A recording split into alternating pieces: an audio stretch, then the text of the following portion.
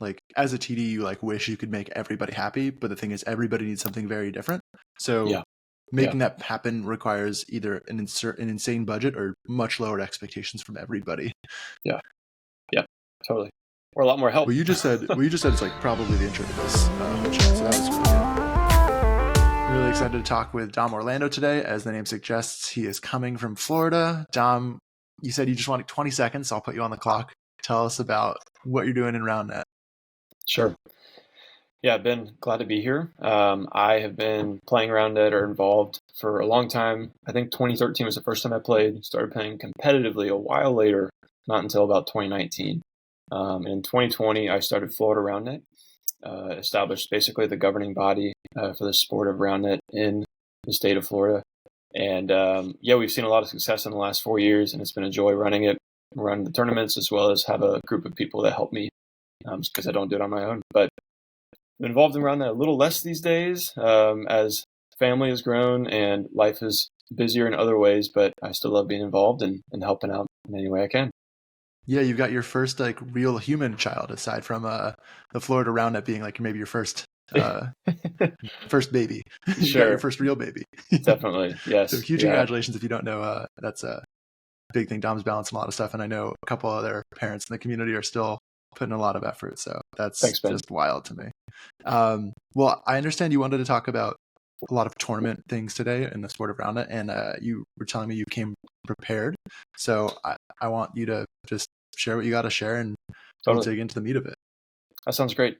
Yeah, I'm excited to talk about this topic, mainly because, one, I've got a lot of experience in helping run tournaments or thinking about how to make tournaments better.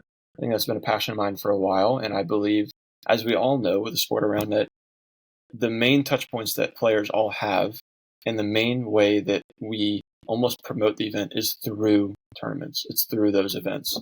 And so I think that's going to be, until something else takes over, the main way we move forward as well. I did a little research because I wanted to try to find some trends on what's happening among who is attending our tournaments, basically. So I went back, and I wish I could have gone back a little further, but it gets a little fuzzy because, we've had a lot of things change with what's a challenger, what's a major, and all that in the past 4 years even. But comparing at least last year of 2023 to this year, so far, right, we're only in May, so only a few tournaments have happened, but I think it's enough to still get at least an idea of some trends. I went back and tracked all tournament attendance by division, basically. So we've got averages for split up into majors, US challengers, STS in general, which would include, all majors and challengers. And you've also got ETS, the European Tour Series that's been happening this year, as well as there were some European events last year too. Mm-hmm. And we've got some pretty interesting trends we can make that would hopefully draw us into some good conversation. So I wanted to share a few of those. One is, as we look at, let me find my notes here.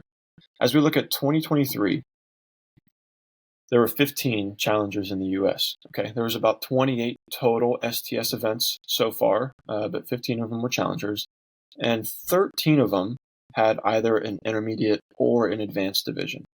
And you'll probably hear me for the rest of this time kind of clump intermediate and advanced together, mainly because we think of that as the lower division, right? Something that's lower than contender, an entry-level division, maybe you could also say. And some tournaments would have one, some tournaments would have the other, some of them just combine them. So for the sake of simplicity, we're just going to kind of talk about them as a combined, one division. So 13 out of 15 had an intermediate or advanced division. So far this year, out of our 6 events that we've had, only 3 of them have had one. So already that's like a pretty poor jump or poor trend from about 86% attendance to 50%. And, obviously there's a lot of tournaments that are still on Fuego and getting teams, but if you were to look at a lot of the upcoming tournaments, most of them don't have one either. And this is among the U.S. Spikeball Tour Series events. That's correct. However, we are going to talk about among or beyond just the U.S. events here in a second. So a couple other interesting things. So in 2023, challengers these U.S. challengers again. Or actually, this is just it would include Canada too, but North America, it sure. averaged 18 intermediate or advanced teams. All right, which that number alone is pretty great. I mean, that's a full division. You've got a full bracket, right, of 16 teams. I think that's a great size. This year so far, we're averaging 5 teams, which is a pretty big plummet, I think you could say. And this isn't just something that's happening in the U.S. In the European Tour Series last year, they averaged about 15 of those teams that attended. So it's pretty similar to the U.S., right? This year, they've only had 2 events, but they've averaged 14. Now, that might not sound like a big difference. However, when you look a little closer, you still see trends going from intermediate to advanced. Last year, it was about split in the European tournaments. They had about even intermediate teams and advanced teams for full divisions. But this year, you've got more advanced teams. So why I bring all this up is this is the natural progression of players, right? One year, they maybe play an intermediate. Next year, they come back. Maybe they're a contender team. Or a contender team comes back the next year. Now they're a premier team. But the problem is that as teams move up in skill level, this year we haven't really been filling those lower divisions. No one's coming up to take their place in attending our challengers. So you see this trend also in contender teams. Contender teams actually are averaging higher amounts this year, and premier too. They're averaging higher turnouts this year in all of our tournaments than last year, but we're lacking those lower divisions.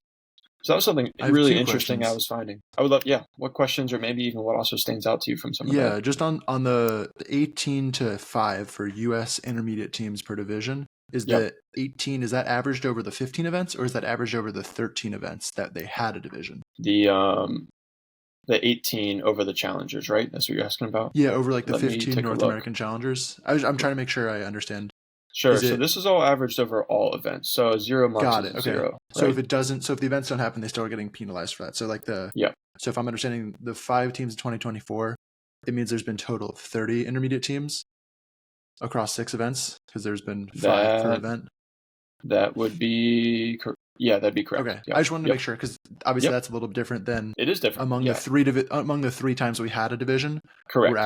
We're averaging 10 teams for those divisions that are happening. Totally. Which is just I'm glad half the number of teams. Yeah, so I wanted to make sure I was understanding that because averages are good and then totals also help put it in picture, but not that it's definitely lower, of course, right? Like 15 times 18. What do you got? 270 teams. So it's 270 intermediate teams last year across 15 events, and then 30 teams across 6 events this year.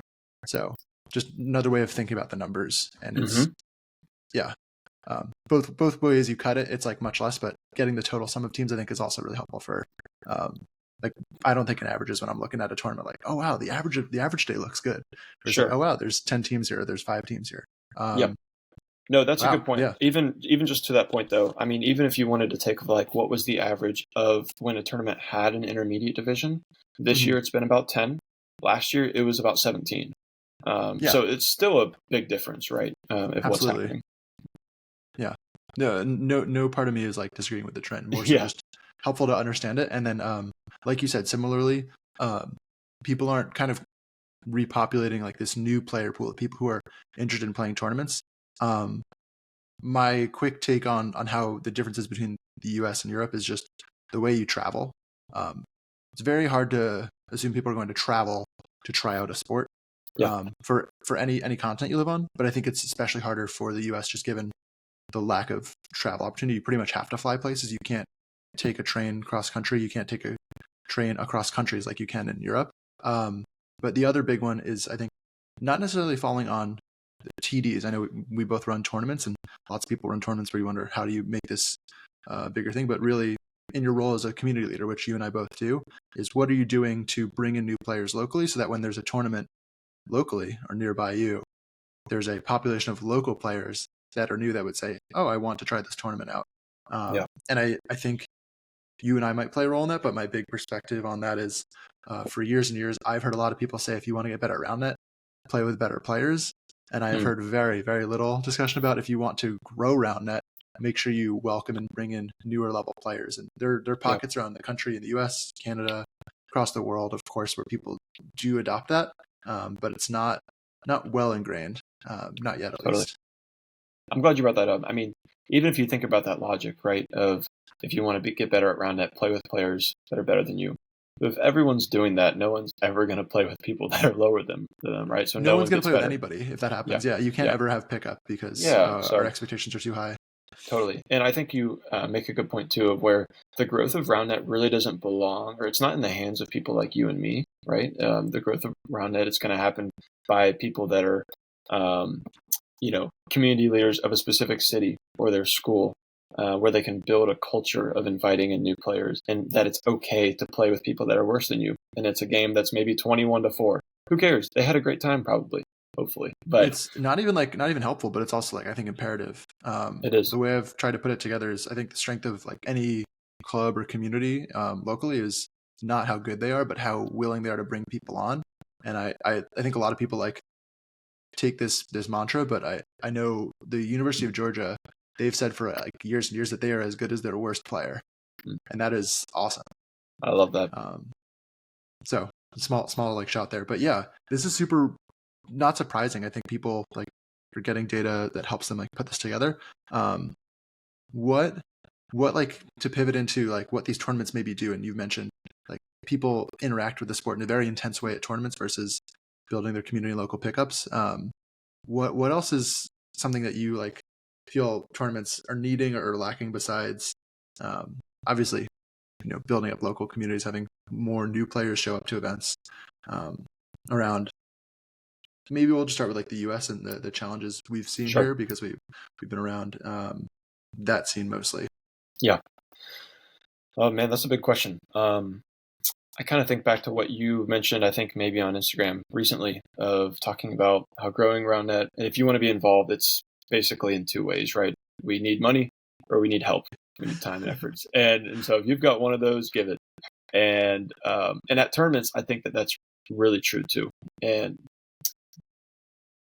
because when it comes down to it, right, the way that we think about tournaments from a TD perspective, it really involves both of those things. We're limited by our budget, and we're limited by our help and how much time we can even give. So the question really becomes well, then who are tournaments for? Are they for their premier player? Are they for the top player? Because if it's for the top player, then all the money should go to them, right? And then we need to attract them with all the prize money in the world. Right. But and when you say who's it for, mostly what's the goal or what's the purpose of this tournament? What's the purpose? Which right? is a question we very rarely are asking. We're mostly just saying, let's have the tournament more. Yeah. But not much of a why. Maybe another measurable way to think about it is if we get a big turnout of this group of people, that will be the success, right? That's the goal of it. And so if the answer of that is no, we want the premier teams, well, it's going to cost us more money, right? Because they're going to want a nicer tournament, which totally makes sense. They're the best players in the world. And I think to support them as top players, it's going to require payouts. But if the tournament and the purpose of a tournament is there in measured success by how big are our lower divisions, it could end up being a completely different tournament. But I think it's a much sustainable tournament for the long run too. Yeah. I think it comes down to not only aligning incentives towards how the tournament is structured, but also just first asking what's the point of it. I'll briefly plug. I administrate the East Roundnet series across the board, and one big thing that I shifted this year because it just aligns with the ethos of wanting to grow Roundnet and bring out everybody is in past years, and the Spikeball Tour series and other series do this. They allocate points to the points chase based on how many people are in the top division. And so then you're we need more premier teams. But what we shifted this year is I changed the thresholds a bit, but we're just saying what's the overall size of this tournament. So the value of bringing out one more intermediate team is just as valuable as convincing that friend to make the trip and travel down to play in the high level division. Because ultimately that's how I want to mark success for that series, is getting as many new people playing as opposed to getting the same 50 people to travel to all 10 events. That's not a good idea. Yeah, and I mean, say what you want. People can say what they want about Spikeball and their goals as a company, but they are on the right track if they know that the success of their company lies in the hands of everyday new players. It's not in the hands of premier players. They're going to help promote it, but and so that makes sense why Spikeball has also been pushing a lot of that growth from the ground up too. Well, I think in the same way that you and I, when we run a tournament, we're trying to satisfy what the premier players want, what the contender players want, what the advanced intermediate players want, and give them all something. that costs a lot. And Spikeball is doing that across not only their Spikeball Tour series, which there's a lot of directions we could go critiquing that and also praising it, but also just growing their brand generally in and outside the sport of Roundnet, where everybody wants something from Spikeball. But to come back to what you were mentioning around trying to build up these communities and that it's going to fall into our hands of putting in the money or the time is like, there's a quote from a creative about like the cavalry is not coming. Like Spikeball is not going to just like have unlimited money to just like solve all these problems. Like we have to solve and build our sport. And if we don't do that, then like we really can only blame ourselves because we want the sport to grow, I think, the most. Like we say we want the sport to grow the most, but our actions and our like and our like words and our perspectives don't line up with that. A lot of the times, this is a little bit reductive, but the most common perspective I see is I really want the sport of Roundnet to grow. Why isn't Spikeball spending all their money? Followed up by this sourness of I'm not going to support Spikeball because they're not doing exactly what I want them to do. And it's like if not that everyone should give money to Spikeball. I think you can give money to a company, whether you think it's any company that's trying to grow the sport of Roundnet, but Spikeball, of course, being the biggest one, and then hope they turn around and give the sport back, give money back to Roundnet. Or you could just be willing to spend $10 more on a Roundnet event, or be willing to spend $10 more on your local Roundnet community, or be willing to spend 1 more hour improving your Roundnet community locally, because that's like the most direct impact versus hoping this big company that doesn't have time to figure out all this stuff is going to just magically do it. I think that's a really funny, I don't know, expectation people like have set on sometimes Spikeball, and also sometimes you and me, right? When we're running tournaments, it's like, oh, Dom, like you run all these tournaments. Can you just give us all of your money? Like that's my favorite. That's my favorite thing I say to people is like when people say like, hey, can we do this? I'm like, yeah, with what money? Sure. But I'm what I do think is like important about this, and it might look like Roundnet taking a step back before it takes 2 steps forward, is more people having like this passion and like wanting more out of the sport, having to realize what goes into it. Like people probably don't know how many hours you put in relative to whatever small amount you pay yourself when you run a tournament. And I think the same goes for anybody that is making money through their like labor hours versus like selling a product. Yeah, definitely. It's not a good hourly. It's not a good hourly, but we're in it for more than the money by far, right? Correct. And we get a lot out of it just experientially. But I think sometimes people assume that because we're doing something, surely we must be like doing so well and making so much money on a thing that we're passionate about, which I would love to also. I think like if I can make a $40,000 salary doing what I do, I'd be thrilled. So this is kind of a side thing, but back in college, I was a business major, and I entered into an entrepreneurship competition where basically I get to present my idea before some real life business people who would basically they ended up giving grants to the top winners based on their idea and having a business plan and all that such. And so I actually presented Florida Roundnet because it was at the time that I was building it and kind of getting it going. And I got through to the second round. I think most of that was more because of my charisma and because it had already been existing. But at the end of it, I remember some of their feedback was like, to some extent, this isn't scalable, and I don't really see how this is going to make money at the end of the day. If it's just tournaments and if there's, other organizations that are doing the same thing. And, these are, of course, business people that are thinking about the bottom line and nothing else. But even from a standpoint like that, that is so affirming and verifying to why that we're not doing this because we've got lots of money in the Florida Roundnet bank account. There's a bigger purpose behind building tournaments and making them great for everyone. I love that. And at the same time, though, like it means that something structurally has to change in order for there to be someone to continue doing this work. I think something that I've like come around on a lot is like, if I just wanted to stop doing the volunteer things I did, then, and even sometimes if I'm just like busy on a particular week with my job that pays me to live and survive, that if I don't do the work, like there's no cavalry, like no one else is going to come up and do that work that I have committed to do. So like, things just go slower. I don't know if you have experienced that too. We're like, oh, like just next week, it's just a next week thing now. But that's kind of the pace that Roundnet's going to grow, is the pace that we put the time in collectively, not just these 2 people. Well, that was maybe a little too self-aggrandizing for like the last 10 minutes, but back to like maybe the focus on these tournaments and like what makes them challenging. I know we've talked a bit about there's so many tournaments that are like, this is the one, you got to go to this one. Trying to put to like the side a little bit my like passion for growing like the US collectively. curious if you have specific thoughts on these events are the thing. Like you're running the Scorch in a couple of weeks. Sure. This is hopefully up before you have to run the tournament, so it's a plug. Yeah. Like, yeah. Like what's your expectation of or measure of success? We've talked about you want to get Right. some high level players and you want to maybe give away some money. You want to have a good experience. There's a 4v4 tournament on Friday, hopefully. I would love to come for that. I love that. Thanks. Yeah, I mean, the reality is every TD wants their tournaments to be big and successful. And so at the end of the day, that's what I want for all of my tournaments. Less because that means there's more money to go around, or less because, I don't know, it's like a bragging rights thing, but more because that means that there's more people playing Roundnet. It's a sign. That's just a result of work that's gone in on the front end. And on a big picture scale, when we look at the STS in general, when every as it's grown over the last few years and kind of morphed into what we have today, when every TD wants their tournament to be the tournament and markets it that way, we start to, I think, lose players, coming to a lot of them. When there was 10, where there was a few majors and maybe like 10 or 12 big challenger events around the country, most people could probably make, or at least those committed players could make 10 or 12 trips out of town. But a lot of our players can't do that.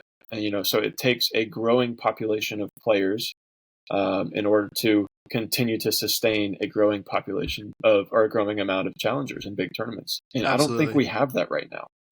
No, I think we have more events chasing the same player sometimes, which in my mind, when I think about like growing Roundnet, it's like, are you growing Roundnet or are you just moving it around? Where it's like, It looks like this, and now it's like posing a different way, making a different shape. Yeah, that's I think like measuring the success and the growth of the sport by like how many unique people we get in and how many unique people stay. Right. It's like so much more real than if you can get, I don't know, like it's great if people are growing up and playing in the sport for more years and then all of a sudden they go from college to having a job. And I, can name a couple of players that over the past couple of years, they just go to more tournaments because look at this, I have a job. I know when I first got a job, I traveled, I think it was, I did 19 tournament weekends in a row in 2019. And that was because I was like, hey, I like have a job now. This is what I do for fun. I like to play Roundnet and I like to travel and see cities and hang out with some friends. So that's what I did with my money. And now I'm not that person, but there's people like that who are like just going and putting the grind in. So, but we can't expect the typical even contender player to be like that. That doesn't make sense because like we mentioned when we talk about trying to get money back to players somehow as like a semi-professional thing, which we probably can't dig into too far today successfully. Sure. Maybe if you want to talk more, I'm always happy to talk more about the sport being more professional. But yeah, like it's just asking people to basically spend like thousands and thousands of their own dollars just to show up and like be present. Yeah. Like the competitive expectation of having to show up to all these things doesn't make any sense. And what's interesting at the same time is, at least for like Andrew Gasway's part as like the leader of the Spike Ball Tour series now, like the goal isn't to have everybody at every single tournament. It is about growing the local community. But like you said, like it's hard not to get wide-eyed and be like, but imagine if everybody at a high level came to this tournament this weekend and had a huge showcase in our hometown for our local players, inspired more people to come play. Like there's value there too. So it's hard. It's hard not to want more, both for TDs and players. Totally. I mean, I think one thing I think that could be interesting to think about is, I think a sign that Roundnet would be growing is that let's just take our current number of STS tournaments, right, that we have in a year, or US Challengers.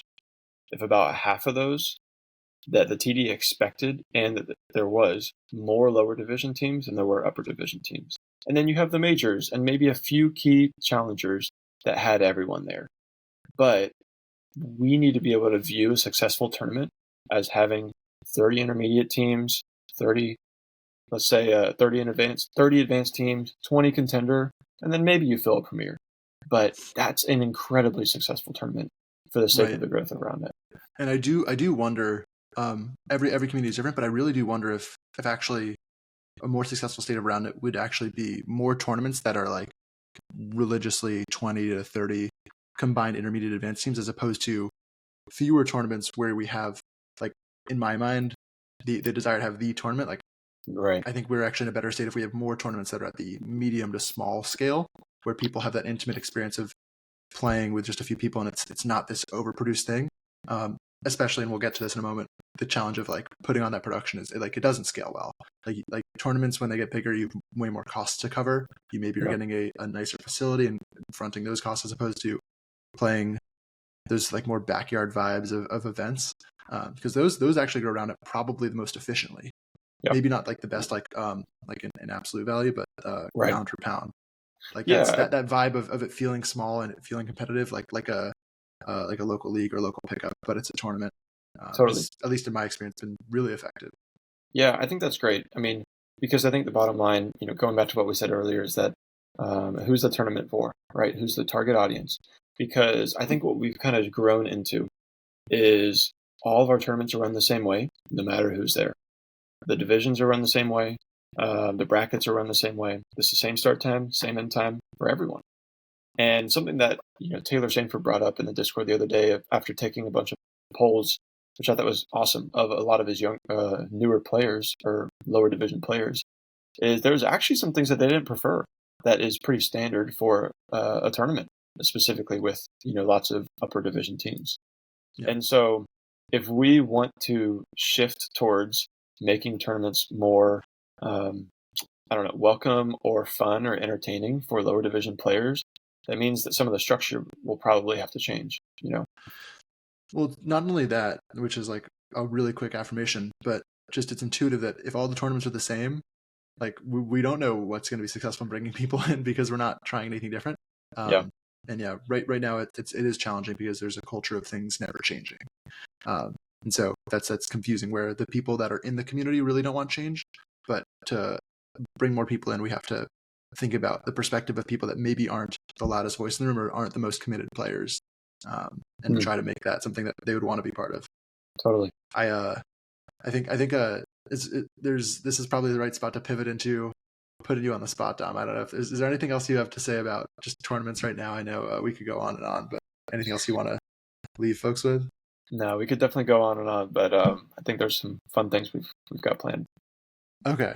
Well, this is going to be a hodgepodge because over the last couple of years, I've like always taken notes and gotten feedback from people about like, what did you like about this tournament? What did you not like about this tournament? How can we improve?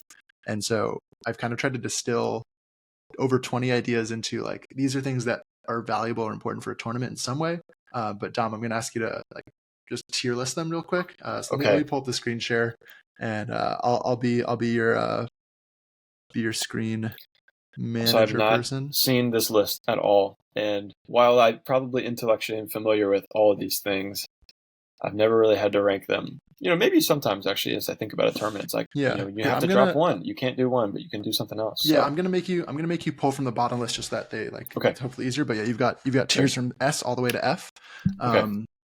And yeah, I'll let you start here. So you can of course change things as you go. I'm not gonna like lock you in, but all right. As a preface, we're gonna try to. Me putting things in a lower position tier does not mean I don't think it's important. But well, that's what's hard. These are all important. These are all objectively. If you had unlimited resources, you can make all these things optimal. Right. Then like we'd be sick. But I think this is just a good exercise, and definitely curious what you all think watching this on how you'd maybe rank some of these things. So Dom, with that said, I'm probably going to think in terms of like the Scorch. You know, like a challenge. I'm running a challenger, and I want it to be a successful event. So. Okay, that's fair. Yeah, you can. Yeah, there's a lot of different angles for it versus like generally Roundnet or from the player perspective, from TD perspective. So for the Scorch, this is how Dom's thinking about court spacing. I'm going to say B for now. B tier. Okay, and if you need any clarification on what I'm thinking, let me know. Court dividers. Yeah, so this would be like a physical. Or trying to prevent like balls from rolling into like your court from other courts. Sure. Yep. I'm going to say D. Event feedback, like just being able to capture like sentiment on the event. Say A. A tier, okay. Event marketing. S. Does that mean you're doing an S tier job of it, or it's just the most important, or both? I think it's. I don't think I'm doing S tier. I think this year we're doing a much better job than last year. But I'm just razzing you. How about event communication? I'm gonna say S as well. Okay. This is a weird one. Cost of tournament, like it could be how affordable it is or how expensive it is. So you can interpret it how you will. I'm going to say B. Okay. Event structure. We were just talking about this a bunch. Yeah. I will also say B. Okay. Timeliness of schedule, like the predictability of getting through the day. Oh boy. Do I think this is really important? Yes. Do I think about it and like prioritize it with this tournament? Probably not as much. Okay. And that's just the reality, I think, of most TDs. Yeah. I'll say A though, because I do okay. think You're still setting expectations, moderately high. Like you're prioritizing this for the Scorch. Yes. People should think about that. I do want that to be this one should be pretty easy. Like how close is the Scorch to the Jacksonville airport? It's about 40 minutes, I think, 45 minutes. I do think. Where would you choose that? I would say it's an A-tier thing. I mean, A-tier. I chose 40 minutes. That's It's longer than I would want, right? But yeah. we had a lot of trouble getting a field to begin with, and I had bids from lots of cities, but they just weren't near a big airport, and so this was like the one that was closest to the biggest airport, and it's still unfortunately not the cheapest airport, which is what it is. Okay. But thinking about a lot of our local players. This is maybe more for like city folks, bike or metro accessibility. Like who can commute in to play this tournament? Man, how's that factoring just into because the Scorch? I've legitimately never thought about that as an option, I'm going to put it in F tier. Super fair. Okay, hold on, let me. I got to scroll down. Also, that's not as big, or at least in Florida, like we don't really have metros and stuff. So I think in other cities and states that might be a higher priority. Okay, this is about to become. Can I make this all smaller? Maybe. There we go. I just want to be able to fit everything on the screen. Nice. Okay, car parking, like parking lot. Let's say C. C needed something in there, Medic or trainer. S. Okay. Mostly like because you have to say that. Yeah, exactly. Mostly because it's required by the STS. General support staff. A tier. A tier. Observers. I'm going to say observers at any point, A tier. But that'd be different if it's raffles. Like observers the whole day, or having 3 observers at every game. Sorry. Okay, giveaways at raffles. Yeah. Let's go with B. B tier. Okay. Non-cash prizes. S. S tier. Cash prizes. B. B tier. Okay. Event photography. We'll go with B. Some good folks in Florida doing photography at most of those events. Post-produced content. D. D tier. Wow. Maybe I won't post this, on YouTube then. Live content. C tier. Merchandise. Yeah, this is gonna be something I go off on a side tangent. Which it's your podcast. I can for just 20 seconds. I'm gonna say A tier, and purely for 2 reasons. One, I think I would really encourage every TD/local org or LRO to do their own merch. It's going to be cheaper than buying a bunch of Spikeball merch or other Roundnet merch, and you're going to make better profits. And to be honest, I use sometimes merchandise profits to help fund the event. We're going to get the margins are just better than other things that we do. So, highly. It's a good shout. And we've got great shirts coming to the Scorch. Speaking of, we've got some awesome shirts. So, there we go. All right. Oh, real quick, your camera's like a little low. I think it's like almost cutting you off. Is that better? Perfect. Okay. Yeah. I don't know if that's been a thing for a little bit. Like general vendors. There's like a food thing later. So like, I guess this might be like merch type vibe. Someone selling drinks.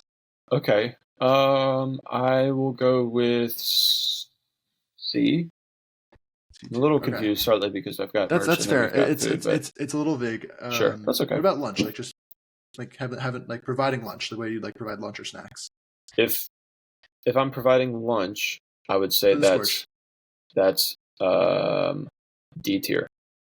D tier, yeah. Like these are all nice things to do. More so you're saying like not really a top priority for the Scorch. What about snacks? Snacks. You got some fruit snacks for me? B tier. B tier. You got some bananas. I always have bananas. I'll go first with water. So there's like water provided. Water S tier. Yeah. How about miscellaneous hydration? Let's go C. Shade structures, tents. Ooh, I know where that one's gonna go. And Florida, it is important.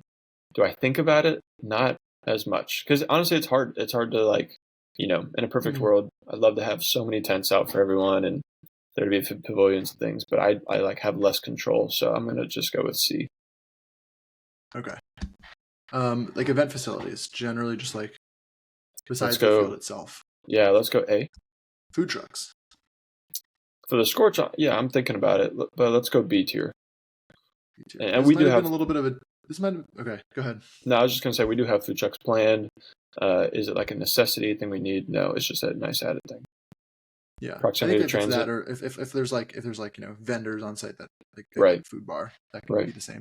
This one I think is a little bit of a duplicate because we already talked about like car parking and like biking accessibility. So yep, this might fall in the same bucket as parking or not parking. As just bike metro stuff. Yeah, I'll just put F as well. Okay, weather. Again, this is really abstract. Like yes, you're thinking about it, but this one's not really in your control. More so from the importance of the the day going well. Yeah. Okay. Well, I mean, importance of the day going well, that'd be high. As much as I like can think and plan accordingly for it, I would probably say like C. I guess maybe more along like tracking. You're tracking the weather. You're making adjustments if there's like a rain warning. Yeah. This is a pretty abstract. This is a pretty abstract exercise. I admit. You're good. Last, hopefully not least, is like the quality of the field. Yep. We're gonna go with A tier. Okay. Can't help but notice you've got a very like top heavy distribution here. So I do, which means I probably need to bump a few things down. Well, that's not true necessarily. I think like there's no rules for tier listing. But just to make sure I'm capturing this is in your mind. You're preparing for the Scorch. It's a couple weeks away, and you're thinking about how much are you making sure that you've got these things like locked in and done well. Whether it's marketing the event well and focusing on that as a priority versus something that's not as important as like you're not planning to give everybody lunch. Right. Yeah. I do think so. I mean, I think mostly as I'm thinking about tournaments, I'm thinking about professionalism and like experience for players and for everyone there. Right. So, I mean, like experience things are great, but knowing that I'm limited by, a budget and as much time that I can put into logistics, some things have to be lower. So, but like I think in a perfect world, obviously, I mean, you did a great job of coming up with this list because all 28 of these would be like B through S of things that should be a part of the tournament. That'd be awesome. So, yeah. Yeah, what I'll do is I'll link this in the description of the video, and I think I can make a shareable version of this where you can tier all these things for your perspective as a player, what you think is important for growing Roundnet, and then at the bottom of the screen, you just hit vote.